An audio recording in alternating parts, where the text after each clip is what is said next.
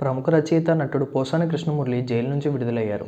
గుంటూరులోని CID court శుక్రవారం పోసానికి bail మంజూరు చేయడంతో ఆయన విడుదలకు లైన్ క్లియర్ అయింది.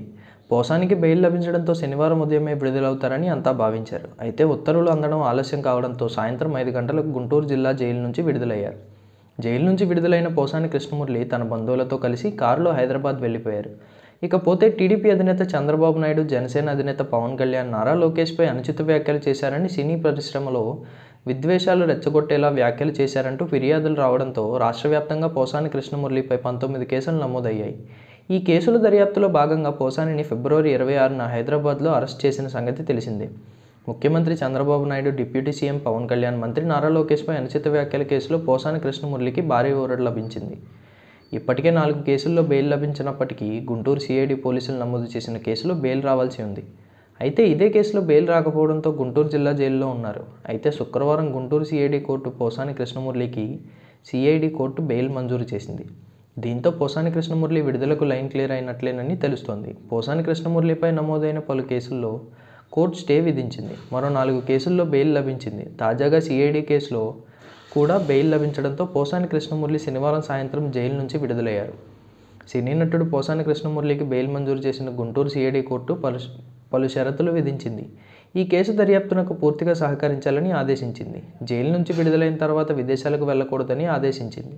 అలాగే ఈ కేసుకు సంబంధించి ఎక్కడా బహిరంగంగా మాట్లాడటం కానీ, మీడియాతో మాట్లాడటం కానీ, ఎలాంటి పత్రికా ప్రకటనలు సైతం ఇవ్వకూడదని గుంటూరు సిఐడి కోర్టు పోసాని కృష్ణమురళికి ఉత్తర్వులు జారీ చేసింది. 2 లక్షలు విలువతో 2 వ్యక్తులు పూచీకత్తు ఇవ్వాలి. జైలు నుంచి విడుదలైన తర్వాత దేశం విడిచి వెళ్లరాదు. కేసు గురించి ఎక్కడ బహిరంగంగా మాట్లాడకూడదు. మీడియాతో కూడా మాట్లాడకూడదు. పత్రికలకు ఎలాంటి ప్రకటనలు ఇవ్వకూడదు.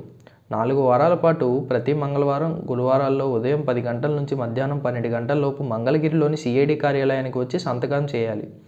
కేసు దర్యాప్తునకు పూర్తిగా సహకరించాలి.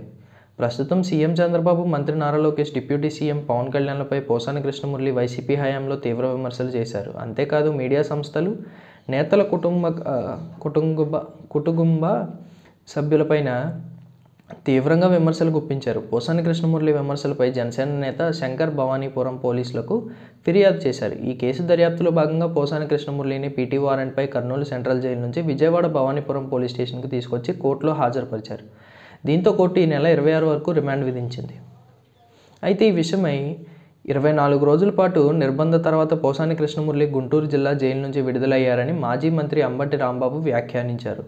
గుంటూరు జిల్లా కోర్టు నుంచి పోసానిని విడుదలైన సందర్భంగా ఆయన మీడియాతో మాట్లాడారు. పోసాని ప్రముఖ సినీ నటుడు, రచయిత, దర్శకుడు. న్యాయస్థానం పెట్టిన షరతుల వల్ల మీడియాతో పోసాని మాట్లాడలేకపోయారు. గౌరవమైన కోర్టు ఆదేశాలతో ఆయన వెళ్ళిపోయారు. మేము ఈ సందర్భంగా కొన్ని మాటలు మాట్లాడ్డామని మీకు ముందుకు వచ్చాం. 24 రోజుల పాటు పోసానిని నిర్బంధంలో ఉన్నారు. పోసాని హత్యలు, దొంగతనం, దోపిడీ చేయలేదు. మీడియా ముందు మాట్లాడారు.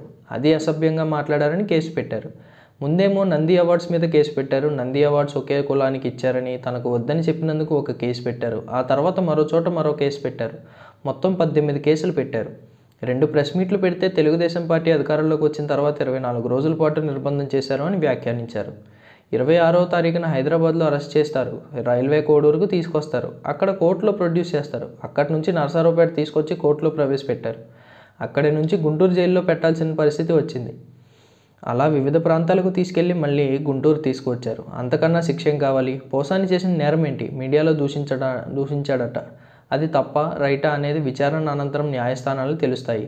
తెలుగుదేశం నాయకులు ఎంత దౌర్భాగ్యంగా మాట్లాడుతున్నారో ప్రజలు చూస్తున్నారు. అయితే వాళ్ళ మీద కేసులు ఉండవు. పాపం పోసాని హాస్యం పండించేలా 2 మాటలు మాట్లాడి ఉండవచ్చేమో. ప్రెస్ మీట్లో అసభ్యంగా మాట్లాడితే పోలీస్ కస్టడీ అడుగుతారు. మనిషిని ఏ విధంగా భయపెట్టారో అన్ని విధాలుగా పోసానిని భయపెట్టారు అని మాజీ మంత్రి అంబటి రాంబాబు మండిపడ్డారు.